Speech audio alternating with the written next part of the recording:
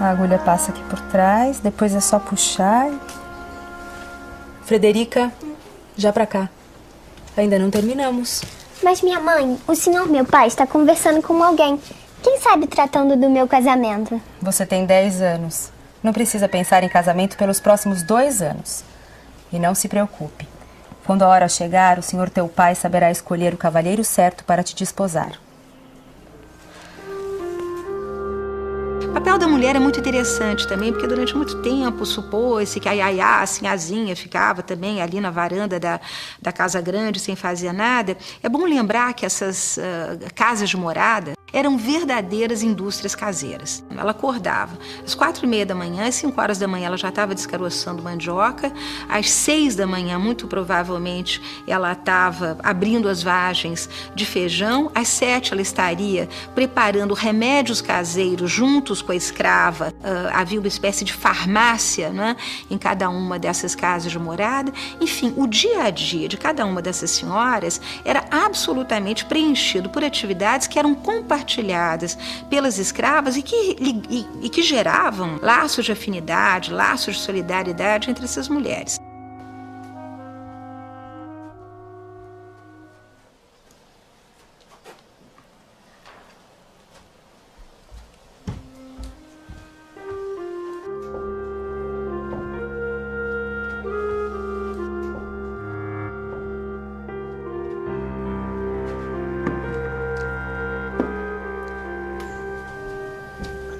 Leôncio, Leôncio, quantas vezes já te falei que o limite das tuas terras é aquele maldito córrego.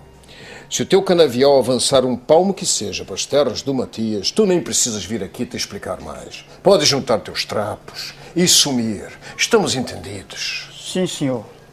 Então pode ir. Deus lhe paga. A grande figura da família patriarcal é certamente o pater familias, aquele homem que concentrava a mais absoluta autoridade. Autoridade sobre a família, autoridade sobre os agregados, os colonos, enfim, a parentela. Talvez tenhamos convivido durante muito tempo com a ideia de que um senhor de escravos, enfim, o dono de uma grande plantação de açúcar, passasse o tempo sentado na rede, embalado por um escravo, abanado pelo outro. A realidade, hoje, sabemos, a partir de vários estudos, não foi bem essa. Esses homens estavam permanentemente em movimento e preocupavam-se basicamente dos seus negócios. Não só percorriam as suas plantações a cavalo, vigiavam o trabalho do feitor e mesmo dos escravos, mas muitos deles, quando se tratava de senhores menos poderosos ou menos ricos, iam trabalhar lado a lado com os seus escravos. O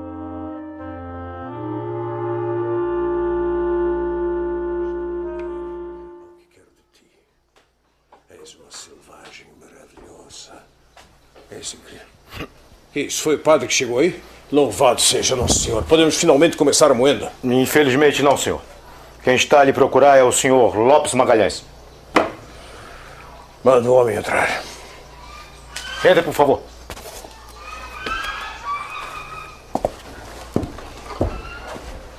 Louvado seja o nome de Nosso Senhor Jesus Cristo. Para sempre. Sente-se, por favor. Jiqui, traz aí uma caneca e um prato para o meu convidado. Foi muito bem recomendado, Sr. Lopes Magalhães. O próprio donatário da capitania me pediu que eu recebesse, alegando ser de meu interesse. Só não me adiantou qual era o assunto. Pois tenho a lhe oferecer a solução para os problemas de seu engenho. Não diga. Então sabe rezar missa? Pois é de um padre que necessito neste momento. Um padre? Sim, amanhã é dia da botada, primeiro dia de moagem da cana. Mas cá não tenho capelão e me recuso terminantemente a iniciar os trabalhos sem a bênção de Nosso Senhor.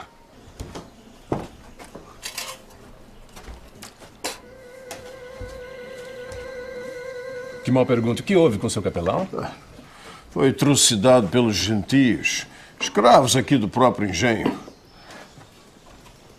Mas vamos, sirva-se a carne de paca, a melhor caça destas bandas. E a mandioca também está excelente. 2 dos produtos básicos da alimentação popular brasileira são indígenas, o milho e a mandioca. O milho foi domesticado na América, a mandioca também, na Amazônia. Outras plantas domesticadas pelos índios se tornaram parte integrante da dieta brasileira e, na verdade, mundial, como o amendoim, o tomate, que não é brasileiro, mas é mexicano, a batata, que não é brasileira, mas é peruana e colombiana. Mas há uma série de produtos básicos, alimentares básicos da dieta ocidental moderna, na verdade mundial moderna, que se deve à agricultura indígena americana, ameríndia. Mas o Sr. Barreto falava do capelão. Ah, sim. O infeliz me empregou uma índia. Não foi o primeiro homem de Deus a deitar-se com uma selvagem e certamente não será o último. Mas esse foi além. Deitou-se com outras. E pior, fez intriga. Falou mal de uma para outra. O resultado é que, uma certa noite, 3 negros aqui da terra invadiram o quarto dele e, ó, foi-se o capelão. Agora, o pior prejuízo foi meu, não é? Pois tive que mandar matar aqueles 3, que eram 3 dos meus escravos mais fortes, para dar exemplos demais. E a Índia prenha, que fim levou? Ah, punida também. Mas foi uma lástima, porque era uma cozinheira de mão cheia. E no final ela que acabou na fornalha, esturricada. Antônio, já terminaste a limpeza deste arcabouço? Porque se eu precisar ir aí conferir o teu trabalho, vais sentir o peso na minha mão, hein? Então a moagem fica parada? Por certo. Até a chegada do novo padre. Já mandei buscar um lá na Sé. Esses religiosos, eles disputam verdadeiras bufetadas. Uma posição em qualquer engenho. Afinal, tem casa, comida e o dobro do salário. Sem falar nas belas escravas. Por certo. Só que desta vez eu já aprendi e não vou repetir o mesmo erro, não. O próximo capelão há de ter uma criada idosa. E, além disso, feia. Agora, me preocupa o atraso do homem. Porque os meus funcionários já deveriam tê-lo trazido. Eu temo que tenham sido atacados pelos gentios. São os X selvagens da região? O quê? Esta região está infestada de aimorés. Um povo tão selvagem que até os bárbaros os chamam de mais bárbaros ainda. Então, bárbaro no século XVI, a expansão do cristianismo, a expansão da cultura europeia no mundo, é aquele que não é cristão, que não conhece a Deus, não teme a Deus. Esse é a principal elemento do barbarismo. A partir do momento que para o europeu era importante ter escravos indígenas, a descrição que eles fazem dos ritos indígenas vai valorizar o aspecto bárbaro, né? Porque a partir do momento que se caracterizava as tribos indígenas como bárbaras, antropófagas, não temente a Deus, ficava mais fácil escravizá-la. No idioma deles não tem as letras R, L e F. Portanto, eles não têm rei, lei nem fé. A língua tupi não pronunciava, não possuía 3 fonemas, 3 sons que tinham nas línguas, no português, no francês, que era o F, o R e o L. Esse trocadilho, digamos, esse tema, na verdade, tinha um fundamento real, né? Os jesuítas perceberam que eles não tinham fé, isto é, eles não eram capazes de serem convertidos duravelmente, precisamente porque eles não tinham rei, isto é, eles não possuíam uma autoridade, eles não tinham uma ideia de submissão a uma autoridade suprema. O tipo de crença, sobretudo, que os missionários traziam, uma crença fundada na obediência, uma crença fundada na abdicação completa da vontade e a entrega da vontade a uma entidade superior, era completamente estranha aos índios. Nós passamos maus bocados aqui enquanto eu levantava este engenho. Vivíamos cercados. Eles mataram muitos homens, muitos, que despedaçavam e depois devoravam. Mas hoje vivem em trégua? Sim, estamos negociando, não é? Os meus escravos são índios de corda, que os aimorés capturam, mas depois trocam comigo por machados, facas. Só que não sabemos quanto tempo esta trégua vai durar, porque a qualquer momento eles podem se levantar. O senhor está satisfeito com o trabalho desses negros da terra? São bons escravos? Bom, dentro de casa nem tenho do que me queixar, porque as índias são boas cozinheiras. Agora, para a lida pesada, não presta. Entre os gentios, o trabalho na lavoura é feito pelas mulheres. Os índios, os homens, são apenas guerreiros e caçadores. E por isso resistem tanto ao trabalho no canavial, percebe? Existe também o problema das mulheres, serem quem se dedicava à agricultura, Eu tenho minhas dúvidas. Boa parte do ciclo agrícola era de trabalho feminino. Mas os homens faziam várias coisas. Eram os homens que derrubavam a mata, que derrubavam as árvores. Lembremos que derrubar a árvore com um machado de pedra não é mole. Eram os homens que tocavam fogo, faziam a queimada, a derrubada e a queimada. E a divisão do trabalho não era tão rígida assim. É verdade que o trabalho agrícola era principalmente feminino. Mas o tipo de trabalho agrícola feito nas roças de mandioca indígena não tinha nada a ver, do ponto de vista das técnicas, tanto sociais quanto materiais de produção, com o que se fazia nas plantações de cana-de-açúcar de larga escala que os portugueses implantaram. Tentam a todo custo fugir e, quando não conseguem, atentam contra a própria vida, comem terra até morrer. Sem falar nas moléstias, né, que derrubam a maioria deles. A grande contribuição europeia à civilização ameríndia foram as epidemias, foram as doenças que exterminaram de uma maneira fulminante uma população que não tinha resistência aos micro-organismos trazidos pelos europeus. Então, de fato, os europeus traziam a morte. Mesmo quando não eram violentos de maneira deliberada, eram violentos sem querer. Eles produziram uma catástrofe demográfica, uma catástrofe epidemiológica de proporções propriamente inacreditáveis. Se imagina-se hoje que 90% da população original da América na época da conquista, da invasão da América pelos europeus, foi morta. Senhor Barreto, é essa a razão da minha visita. Tenho a solução para seus tormentos com escravaria. E qual é?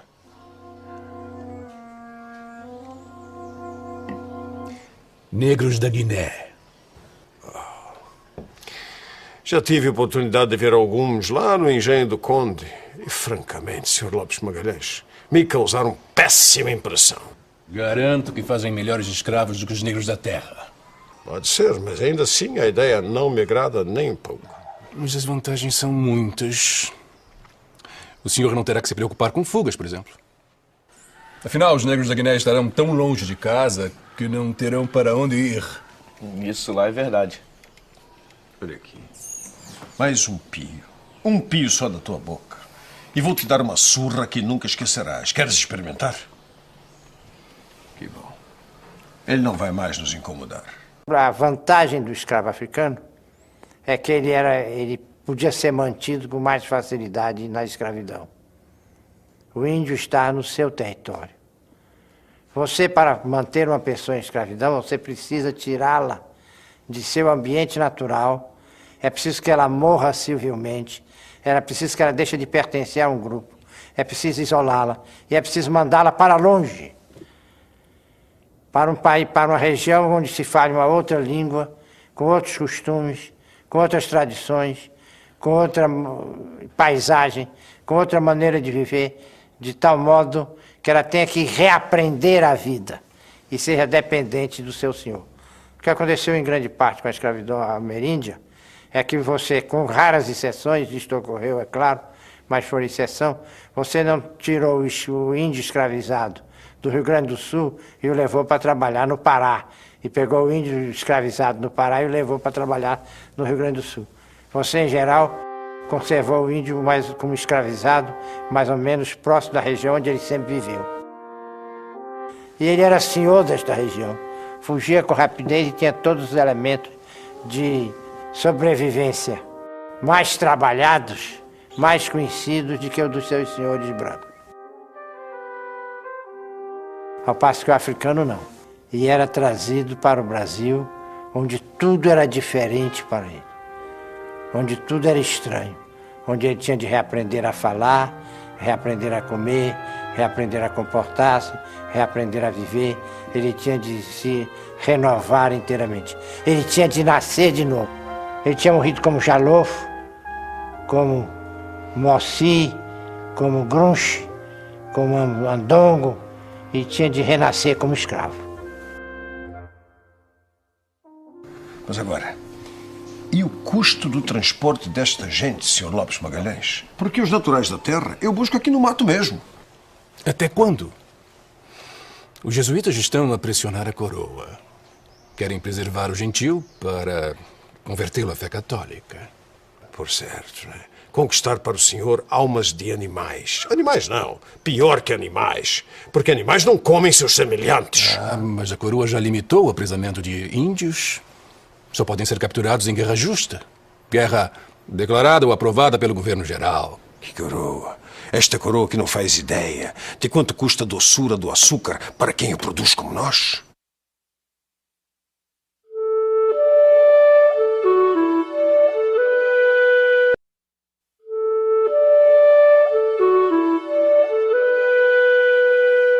Jesuítas que eram tão combativos em relação à escravidão indígena, porque achavam que escravizar o índio era impedir a missão e a doutrinação católica, em relação aos africanos, não. Eles achavam que, pelo contrário, a escravização podia ser um caminho para a cristianização desses boçais, diziam jesuítas, que viviam em terras onde o demônio os governava, não tinham noção nenhuma de divindade. Na realidade, a escravização deles era um caminho importantíssimo para a salvação espiritual. Claro que buscaram razões teológicas bem fundamentadas para justificar a escravização dos africanos, né? Mas, na realidade, se tratava de um compromisso dos jesuítas com o sistema colonial e com a escravidão, que não podia ser indígena, porque comprometia a missionação, então teria que ser africano.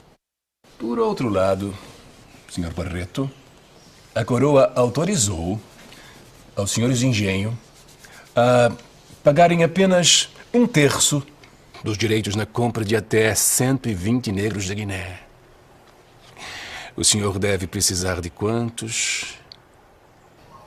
40, pouco mais ou menos? Acha que possuo uma reles engenhoca? Isto aqui é um engenho real, Sr. Lopes Magalhães. Eu conto com 90 escravos para o trabalho nas fazendas e na moenda. Além de mais 5 para o trabalho doméstico. Fora isso, tenho um mestre de açúcar, um purgador, um caixeiro no engenho, outro na cidade, além de feitores de vários partidos e outros funcionários diversos, cada qual recebendo seu salário religiosamente. Pois então, engenho como o seu é muito custoso. E aposto que a produção está aquém da sua expectativa. Lá isso está. Os portugueses já usam braços africanos nos engenhos de Santo Tomé há tempos. Esses escravos já conhecem o cultivo da cana e a fábrica do açúcar. E meu primo, a quem eu represento, é estabelecido em Guiné há anos. Os negros são trazidos em navios próprios. Arribam em boas condições. Prontos para a lida. O africano do litoral, quer ele fosse escravo, quer ele fosse dono de escravos ou vendedor de escravos, ele via os brancos chegarem para comprar gente e estavam convencidos de que os brancos eram antropófagos. Que eles compravam gente, levavam os navios para o outro lado do mar, a fim de devorá-los. E que o vinho era feito do sangue dos escravos. Quer dizer, aquele vinho tinto que eles viam as pessoas beberem era feito do sangue dos escravos. Então, para um indivíduo que era vendido como escravo ao navio, além de todas as agruras porque ele ia passar durante a viagem, ele ainda vinha apavorado com a circunstância de não saber qual era o seu destino, de não ter de ideia do que o esperava. Ele entrava numa espécie de pavor pelo futuro, que era um futuro inimaginável. Depois havia outra coisa espantosa, é que os brancos fediam muito. Os brancos fediam, e fedem até hoje, a carne podre. Porque esses traficantes de escravos não se banhavam. Eles faziam uma viagem enorme dentro do navio sem praticamente se banhar, ninguém se banhava. E o africano se banhava 1, 2, 3 vezes por dia. Então, para ele, aquele mau cheiro de carne podre, era também um indicativo de que ele estava caminhando junto com os amigos da morte. Bom, pode ser. Só que antes de tomar qualquer decisão, eu precisaria ver a mercadoria. Ah, sem problemas. Trouxe algumas peças justamente para a sua apreciação. Ah, sim?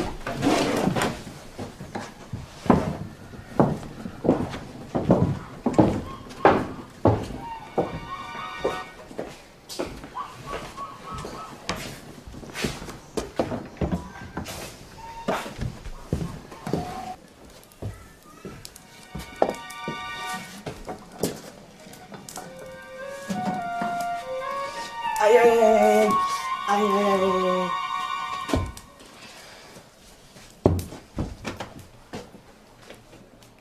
A ideia dentro da historiografia brasileira é de que, quando se faz a transição da escravidão indígena para a escravidão africana na economia açucareira, os índios acabaram. Bom, isso não é verdade, né? Os índios, inclusive, continuam a servir a economia açucareira em várias funções, como barqueiros, como carregadores, como, enfim, lenhadores, uma série de funções diferentes. E mais importante, nos arredores dos engenhos, né, onde se produz alimentos, né, em muitos casos esses alimentos são produzidos por índios. Um hábito importantíssimo indígena que foi legado à civilização ocidental, é a vingança indígena, aliás, é o fumo. Né? O tabaco, não esqueçamos, é americano. E uma das primeiras coisas que os índios repararam, os europeus, desculpe, repararam ao chegar ao Brasil, foi esse curioso hábito que os índios tinham de fumar, de engolir fumaça. E o fumo foi, como a gente sabe, se tornou, enfim, ao longo dos 5 séculos, foi progressivamente se transformando num hábito mundial. E essa é a vingança dos índios. Eles foram dizimados, no sentido etimológico, reduzidos a 1/10 da sua população pelos europeus, e em troca nos deram o tabaco para nos dizimarem.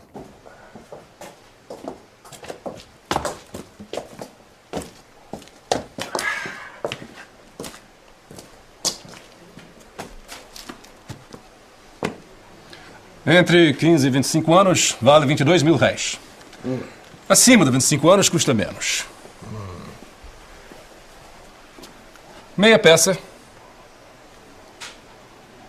Abaixo de 15 anos, custa 12 mil.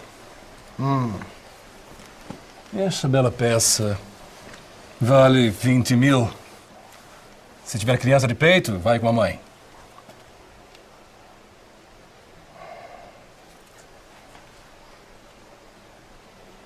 Então, Sr. Barreto, fechamos negócio?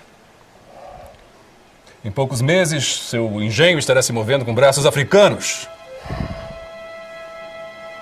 Senhor! Senhor! Louvado seja. É o padre, homem.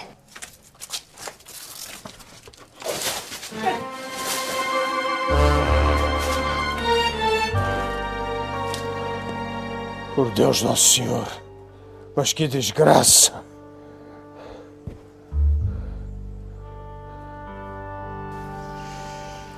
Frederica, já disse que o que acontece lá fora não lhe diz respeito. Uma dama só sai de casa em 3 ocasiões: quando é batizada, quando casa e quando morre.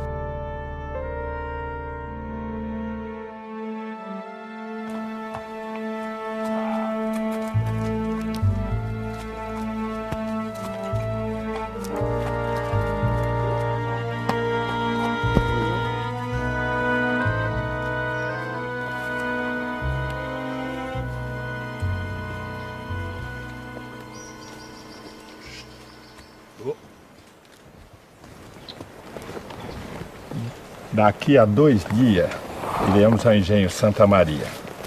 Espero que possa nos ajudar.